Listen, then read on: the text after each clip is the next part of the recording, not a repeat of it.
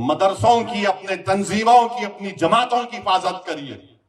میرے عزیز دوستوں اور بزرگوں اور نوجوانوں، مسجدوں کو آباد رکھو۔ نوجوانوں، تم سے میں کہہ رہا ہوں، ہماری مسجد ہم نے کھو دی اور وہاں پر کیا کیا جا رہا ہے آپ دیکھ رہے ہیں۔ نوجوانوں، کیا تمہارے دلوں میں، ہمارے دلوں میں تکلیف نہیں ہوتی کہ جس جگہ پر ہم نے 500 سال حی علی الصلاۃ اور حی علی الفلاح کی صدائیں دی، جہاں پر ہم نے بیٹھ کر قرآن کریم کا ذکر کیا، جہاں پر ہم نے بیٹھ کر صلاۃ والسلام کے نذرانے پیش کیے، آج وہ جگہ ہمارے ہاتھ میں نہیں ہے۔ نوجوانوں، کیا تم کو نہیں دکھ رہا کہ ابھی ایسے 3-4 مساجد ہیں جس میں دلی کی سنیری والی مسجد بھی ہے؟ میرے عزیز دوستو، یاد رکھو نوجوانوں، یہ جو طاقتیں ہیں نا، تمہارے دل سے جب اتحاد کو نکالنا چاہتے ہیں، کیوں نکالنا چاہتے ہیں؟ ملی غیرت کو ختم کر دیا جائے، ملی حمیت کو ختم کر دیا جائے۔ برسوں کی محنتوں کے بعد آج ہمارا ایک مقام ہم نے پیدا کیا، تو یہ آپ کو ان چیزوں پر غور کرنا ہے۔ اپنی ملی حمیت کو، اپنی طاقت کو برقرار رکھیے۔ نوجوانوں، مسجدوں کو آباد رکھو۔ کہیں ایسا نہ ہو کہ مسجدیں ہم سے چھین لی جائے۔ مجھے امید ہے کہ انشاءاللہ تعالی آج کا نوجوان جو کل کا بوڑھا ہوگا، وہ اپنی نظروں کو آگے رکھ کر اپنے دماغ پر زور ڈال کر سوچے گا کہ کس طریقے سے مجھے اپنے آپ کو، اپنے خاندان کو، اپنے شہر کو، اپنے محلے کو بچانا ہے۔ اتحاد ایک طاقت ہے، اتحاد ایک نعمت ہے۔ نفاق اور انتشار موت ہے، یاد رکھو میری اس بات کو۔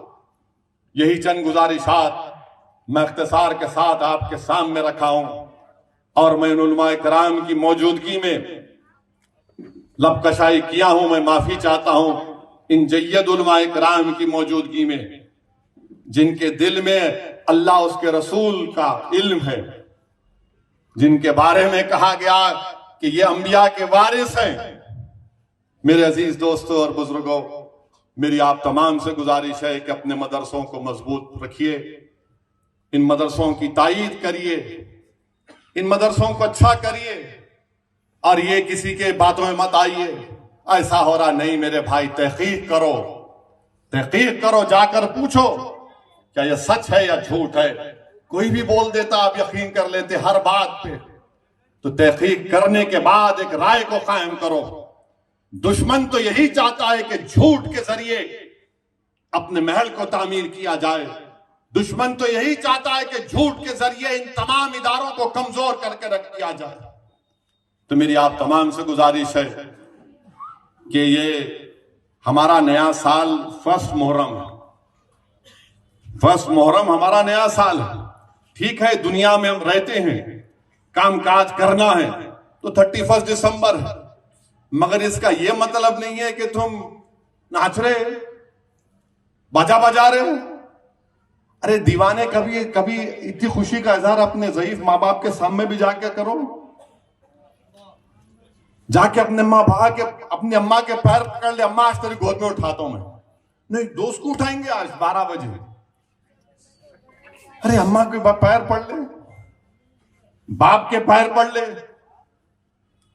اپنے بیوی کا حق ادا کر دے، مگر نہیں، ہیرو بننا ہے، کول۔ خبر میں گئے تو پورا کول نکل جاتا، اور حشر کے میدان میں پھر کیا ہوگا سوچ لو۔ یاد رکھو، اس دنیا میں آئے تو جائیں گے، کوئی بچنے والا نہیں ہے، سب کو جانا ہے۔ اگر ایسا نہیں ہوتا تو پھر یہ تمام بادشاہوں کے محل آج ویران پڑے ہوئے، 300 سال 100 سال ان کے خاندان پاندان کی حکومت رہی، آج وہاں پر کتا نے پھٹکتا وہاں پر۔ تو یاد رکھیے، اصل چیز کیا ہے؟ دین ہے، جو مفتی خلیل احمد صاحب نے کہا، اصل چیز علم ہے، اس کو حاصل کریے۔ CEN نیوز، دیش پردیش کی تازہ ترین خبروں کے لیے CEN نیوز کو سبسکرائب کریں اور رہیں پل پل کی خبر سے ہر پل باخبر۔